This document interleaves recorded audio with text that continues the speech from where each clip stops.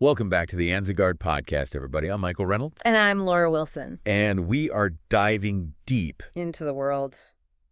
Proxies and VPNs. Yes. These are terms that, everybody's probably heard. Right. Especially when we're thinking about, like, online privacy and security. Absolutely. But, do we really know the difference? What the difference is, and more importantly, which is the right tool for you? Exactly. We've got a ton of information. We've got a ton of research. We've got everything from, tech sites, security companies. Yeah.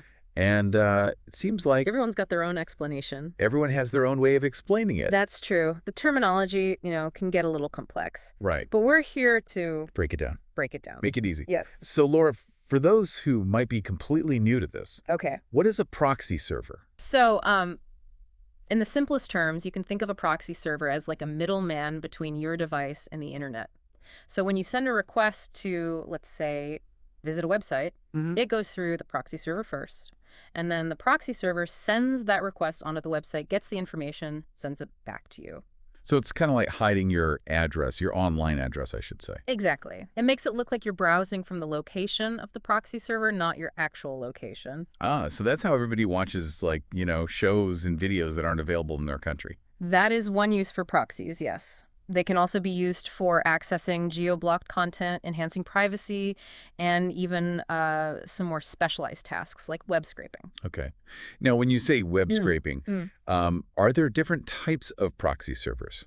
There are. So some of the most common ones that you'll see are HTTP and SOCKS5 proxies. Okay, so what is the difference between those two? So HTTP proxies, those are specifically designed for handling web traffic, think browsing websites and things like that. They can mask your IP address, and they can even speed up your connection by caching frequently accessed data. On the other hand, you have SOCKS5 proxies, which are a little more versatile. They work at a deeper level in your operating system, and they can handle traffic from not just your browser, but other applications as well. So things like online gaming or torrenting, SOCKS5 proxies would be helpful for. Okay, I'm starting to see the difference. Now, how about VPNs? How do they fit into all this? So a VPN, or virtual private network, also masks your IP address, but it takes things a step further. So imagine a secure tunnel, right? And your data is traveling safely through that tunnel, protected from any prying eyes. That's essentially what a VPN does. It creates an encrypted connection between your device and a VPN server. It's kind of like a super secure proxy? You could say that, yeah. But the key difference here is encryption. So with a VPN, all of your internet traffic is encrypted, making it, virtually impossible for anyone to snoop on your activity, your ISP, the government, hackers. They can't see what you're doing. That sounds pretty important these days. Very important. Yeah. So if a VPN offers more security than a proxy, yeah, why would anybody even consider using a proxy? Well, that's a good question. And, it really depends on your specific needs and what you're trying to achieve. So while a VPN does offer superior security and privacy, there might be a slight trade-off in terms of speed because of that encryption process. So it's a balance between security and speed. In a way, yes. But for most people, especially those handling sensitive information like online banking or shopping, or if you're connecting to public Wi-Fi, a VPN is definitely the way to go. And remember, a VPN is encrypting all of your traffic, not just your browser activity. So that's everything from your emails and messages to online games, social media, all of that is protected. Wow, yeah.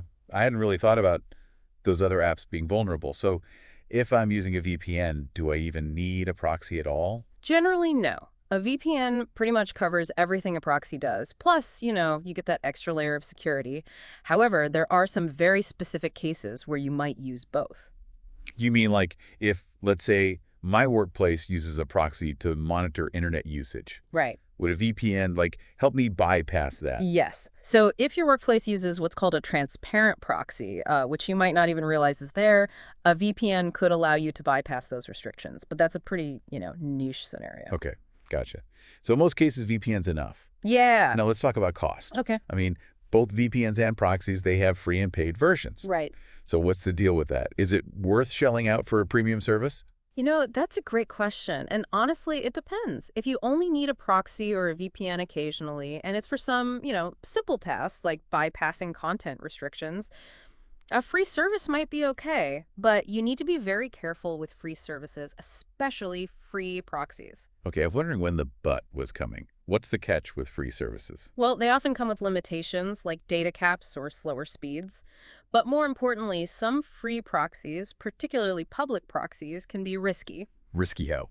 Well, think data collection. Some of them could be collecting and selling your data. They might be injecting ads into your browsing or even exposing you to malware. There's that old saying, if you're not paying for the product, you are the product. That's a scary thought. Yeah. So if I'm serious about online security and privacy, a premium VPN is the way to go. Absolutely. A reputable paid VPN service is going to offer you robust encryption, a wide range of server locations, and a strict no-logs policy, meaning they don't track your activity. It's like investing in a really high-quality lock for your digital door. That makes sense. What about all those different types of proxies we talked about earlier? Do I need to worry about choosing the right one if I'm using a VPN? Not really. If you're using a VPN, all those nuances become less important. But if you do decide to go the proxy route, then choosing the right type for your needs is crucial. For instance, if you need a proxy for web scraping, then a data center proxy would be a better choice than a residential proxy. Okay, so it comes down to understanding your needs and picking the right tool. Exactly. Now, we've covered a lot here. We've covered, the basics of proxies and VPNs and, even choosing a reliable service. But I think we need to circle back to encryption. I'm still not entirely sure I understand how it works. Can you shed some light on that? Sure. So encryption is essentially like putting your data into a secret code that only the intended recipient can unlock. Think of it this way. If you were to send a postcard with sensitive information, anybody who handles that postcard can read it, right? But if you put that same information in a locked safe and send the safe to the recipient, only the person with the key can open it and access that information inside. That's kind of what encryption is doing. It's putting your data in that locked safe and making it unreadable to anyone who doesn't have the key. That's a great analogy. So Yeah. with a VPN, my data is locked and safe, and the VPN server has the key. Exactly. And that key is constantly changing, so it's even more secure. Wow, that's really impressive. I'm starting to feel a lot more confident about my online security. Good. I'm glad to hear that. And remember, knowledge is power. The more you understand about these tools, the better equipped you are to protect yourself online. Well said, Laura. This has been a fascinating dive so far. Yes, it has. We've covered the basics of proxies and VPNs, the importance of encryption and choosing a reliable service, but we're not done yet. Not even close. We still have much more to explore. We'll be right back to delve even deeper into the specific uses and benefits of VPNs and proxies. Stay tuned. Welcome back to the AnzenGuard Podcast, where we're unlocking the secrets of proxies and VPNs. That's right. We've talked about what these tools are, how they work, and why that extra layer of security from a VPN is so important. But I'm kind of curious, when would someone actually need to use a VPN in real life? Yeah, I'm curious about that too. It's one thing to understand the tech, but when would I actually fire up the VPN? Well, one of the most common uses is for accessing geo-restricted content. Those times when you try to watch your favorite show online and you get that annoying message, content not available in your region. Yeah, don't remind me. The internet knows exactly where I am. Yeah. And it's just taunting me with all the cool stuff I can't watch. Right. Exactly. So a VPN can help you bypass those restrictions. So by connecting to a VPN server in a different country, you can make it look like you're browsing from that location, and voila, you have access to all the content that's available there. So I could finally watch that Korean drama everyone's been talking about. Precisely. But it's not just about, entertainment. VPNs are also really crucial for protecting your privacy, especially when you're using public Wi-Fi. Those free Wi-Fi hotspots at coffee shops or airports. Oh, yeah. Total lifesavers when I'm traveling. True, but they can also be pretty risky. Public Wi-Fi networks are often unsecured, which means your data is being transmitted in plain text. Hackers could easily intercept, your passwords, credit card details, other sensitive information. That is unsettling. Mm. I never really thought about that. So using a VPN on public Wi-Fi is kind of like putting on a suit of armor for my data. That's a great way to put it. Yeah. Yeah, a VPN encrypts all of your data, making it virtually impossible for anyone to snoop on your activity, even on an unsecured network. Okay, VPN on public Wi-Fi, definitely adding that to the to-do list. What about proxies, though? When would someone choose a proxy over a VPN? So proxies can be really handy for specific tasks like web scraping or market research. So let's say you're a business and you're trying to, gather data on competitor pricing. You could use a proxy to access websites from different locations, which makes it harder for those websites to detect that it's the same entity making multiple requests. So it's kind of like sending out multiple scouts to gather intel without, revealing your main base of operations. Exactly. And proxies can also be helpful for things like ad verification or even just testing how a website looks and functions from different locations. Okay, that makes sense. Now, earlier you mentioned that some proxies can be risky, though. Can you tell us more about that? Yeah, so while there are many legitimate uses for proxies, some free proxies, especially those public ones, can be really unreliable and even dangerous. Dangerous how? Well, some free proxies might be run by malicious actors who could be collecting your data or even injecting malware into your traffic. Oh, yikes. So how do I know if a proxy is, safe to use? Honestly, it's best to avoid public proxies altogether. If you need to use a proxy, opt for a reputable paid service or, stick with a VPN, which offers a much higher level of security. Got it. Paid services or VPNs. But what if I'm ready to, take the plunge, invest in a premium VPN? What should I look for? Okay, so there are a few key things to consider. First and foremost, make sure the VPN provider has a strict no logs policy. That means they don't track or store your activity while you're using their service. So like I can browse freely without worrying about like Big Brother looking over my shoulder. Exactly. You also want to look for a provider with a wide range of server locations. The more server locations, the more options you have for bypassing those geo restrictions and finding a server that has, good speed and performance. Makes sense. Anything else? Yeah. Security features are crucial. Look for a provider that offers robust encryption protocols, a kill switch, and DNS leak Whoa, protection. whoa, whoa, hold on. You're losing me a little bit there. Can you break down like those security features in, simpler terms? Of course. So encryption protocols, these are basically the methods used to scramble your data and make it unreadable to anyone who doesn't have the key. So look for a VPN that uses strong protocols like OpenVPN or IKEv2. Okay, so strong encryption. Got it. What about that kill switch thing? So a kill switch is basically a safety feature that automatically disconnects your internet connection if your VPN connection drops. So this prevents your real IP address from being exposed. Oh, okay. So it's like an emergency brake for my privacy. I like it. Yeah. And DNS leak protection, what's that all about? So DNS, or domain name system, is like the phone book of the internet. It translates, website names into those IP addresses. So when you use a VPN, your DNS request should go through the VPN tunnel. But sometimes those requests can leak outside the tunnel, exposing your real IP address. DNS leak protection prevents that from happening. Okay, so strong encryption, a kill switch, and DNS leak protection. Got it. Anything else? Yeah, definitely. Ease of use is important. You want a VPN that's, simple to install and use with a user-friendly interface. I am all about user-friendly. Right. I don't want to have to be a tech whiz to figure out how to use a VPN. Right. And finally, consider the price. VPNs can range in price from a few dollars a month to, over $10. So choose a VPN that fits your budget and offers the features that you need. Okay, strong encryption, lots of server locations, kill switch, DNS lead protection, user-friendliness, and a reasonable price. Got it. Now, we've been focusing on, the individual benefits of VPNs and proxies. I'm curious, do businesses use these tools too? Absolutely. VPNs are becoming increasingly popular for businesses of all sizes, especially with the rise of remote work. Right. I mean, that makes sense. If employees are accessing like sensitive company data from their home networks or, coffee shops, they need a way to keep that information secure. Exactly. So a VPN can create a secure connection between those remote employees and the company network, ensuring that all data transmitted is encrypted and protected from prying eyes.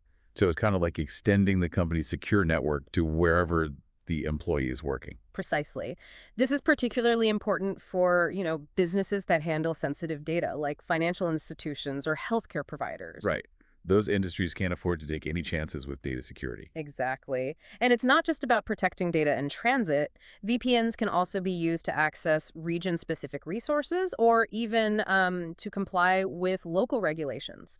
So, for example, if a company has offices in multiple countries, they might use a VPN to access resources that are only available in certain regions. Oh, okay. So VPNs are kind of like a multi-tool for businesses. They can enhance security, improve access to resources, and ensure compliance with regulations. Pretty impressive. What about proxies? Do businesses use proxies in the same way that individuals do? Yes. So businesses can use proxies for tasks like, web scraping or market research, just like we discussed earlier. They can also be used to improve network performance by caching frequently accessed data. So it's like having a local copy of, frequently used websites so employees don't have to download the same information over and over again. Exactly. This can save bandwidth and improve the overall network speed. Okay, so both VPNs and proxies have their uses in the business world. But it sounds like, VPNs are generally the more popular choice, especially for security-conscious companies. That's right. VPNs offer a more comprehensive solution for, protecting sensitive data and ensuring that secure remote access. Well, this has been an incredibly enlightening deep dive. It has been. We've covered so much from like, the basics of proxies and VPNs to their practical applications for both individuals and businesses. We've also learned a lot about the importance of security features like encryption, kill switches, and DNS leak protection. Absolutely. It's been my pleasure. I always enjoy demystifying these, kind of complex tech topics. You're a natural. But before we wrap up this episode, I have one final question for you. With all this talk about online privacy and security, it's easy to feel overwhelmed and unsure of what steps to take. What's like one simple piece of advice you would give to our listeners to improve their online safety? That's a great question. If I had to give one piece of advice, it would be this. Be mindful of your digital footprint. So every time you go online, you're leaving a trail of data.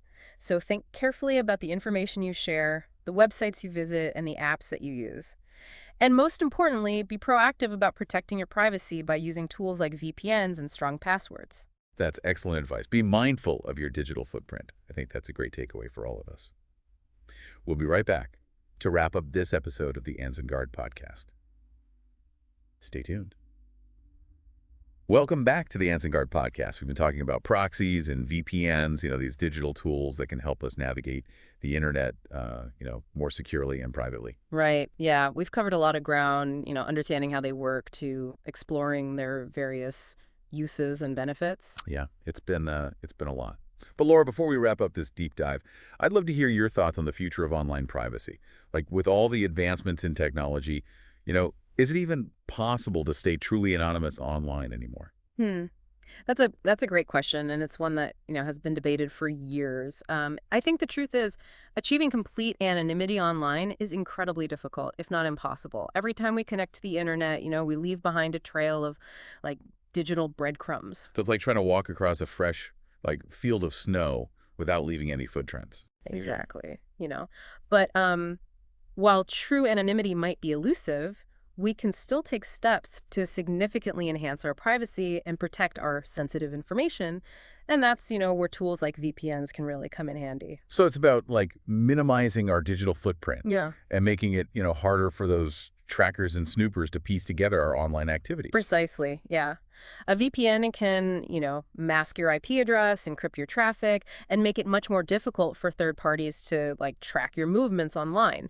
But it's important to remember that a VPN is just one tool in your privacy arsenal, Right. It's not a magic bullet or anything. Exactly. So we need to be proactive about protecting our privacy on multiple fronts. That includes, being mindful of the information that we share online, using strong passwords, and being aware of the privacy settings on the apps and websites that we use. So it's all about being a savvy, digital citizen Yeah. and taking responsibility for our own, online security. Absolutely. And that includes staying informed about, the latest threats and vulnerabilities. Like the landscape of online security is constantly evolving, so we need to make sure that we're staying ahead of the curve. Well, that's where, resources like the AnzenGuard podcast come in handy. Exactly. We're here to help you navigate this, sometimes complex world of online security and privacy and provide you with the knowledge and tools that you need to stay safe. Well said, Laura. This has been a really enlightening deep dive. I feel like I've learned so much about proxies, VPNs, and, and the importance of online privacy. Yeah, it's been my pleasure. I always enjoy these conversations. And I know our listeners have learned a lot too. But before we sign off, I want to remind everyone that this is just the beginning when it comes to online security. We encourage you to continue exploring this topic, do your own research, and most importantly, take action to protect your privacy. And remember, the AnzenGuard team is always here to help. If you have any questions or need guidance on choosing the right tools, don't hesitate to reach out. That's right. You can find us on our website at AnzenGuard.com or follow us on social media for, the latest updates and insights. And if you enjoyed this episode, please consider subscribing to the AnzenGuard podcast and leaving us a review. It helps others find our show and, join the conversation on online security. Thank you for tuning in, everyone. I'm Michael Reynolds. And I'm Laura Wilson. Stay safe online. And remember, stay safe online. This has been the AnzenGuard Podcast. Be sure to subscribe, like, comment, and share this podcast with your friends and family. We'll catch you in the next deep dive.